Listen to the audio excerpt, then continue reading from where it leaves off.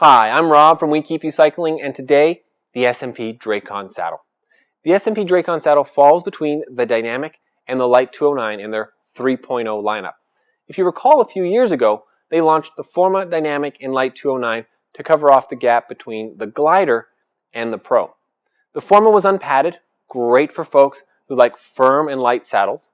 The Dynamic offered a good amount of padding, very similar to their Evolution, but it wasn't quite soft enough for folks who have tender sit bones. So the Light 209 has a good amount of padding, but you may find that the Light 209 has too much padding and the Dynamic has too little padding. Taking our feedback and the feedback of pros, SMP launched the Drakon. The Drakon retains the 4 key characteristics we've come to expect from SMP. First, we have the end-to-end channel for pressure relief on any part of the saddle.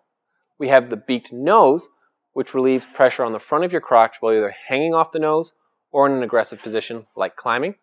We have great sit bone support towards the rear of the saddle, and of course, the dip to follow the contours of your body. While the saddle is 1 millimeter narrower and 2 millimeters longer than the Light 209, I don't think you're going to notice that while riding.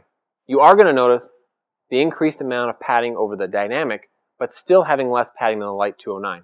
More on par with what we consider to be a traditional amount of padding. Keep in mind it's high density foam, so it visually looks to be more padded than it's going to feel. SMP incorporated some of our feedback into the Drakon and created a larger flat section in the middle of the saddle. If you've seen some of my other reviews, you know I ride the Glider and I ride it nose down to create a nice flat midsection to move around on.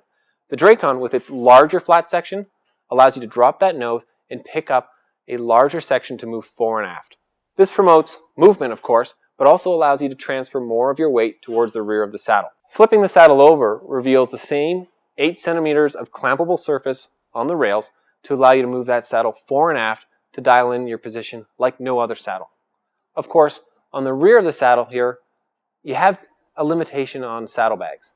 Because of the design of the rails, a lot of the hard clamp-on types aren't supported, so I recommend that you use a saddlebag that has a Velcro strap to it. Of course, my only downside to these saddles is typically the weight is a lot heavier. At 310 grams, the Drakon is on the heavier side when we have a lot of saddles coming in between 150 and 220 grams. However, you're not going to find a saddle that is more anatomically correct. So the weight may be a factor, but I'd highly suggest that you talk to us about picking the right saddle to fit you over the saddle's weight. I'm Rob with We Keep You Cycling, and this is the SMP Drakon. If you have any questions about the Drakon or any of the SMP saddles we carry, drop us a line or email us info@wekeepyoucycling.com.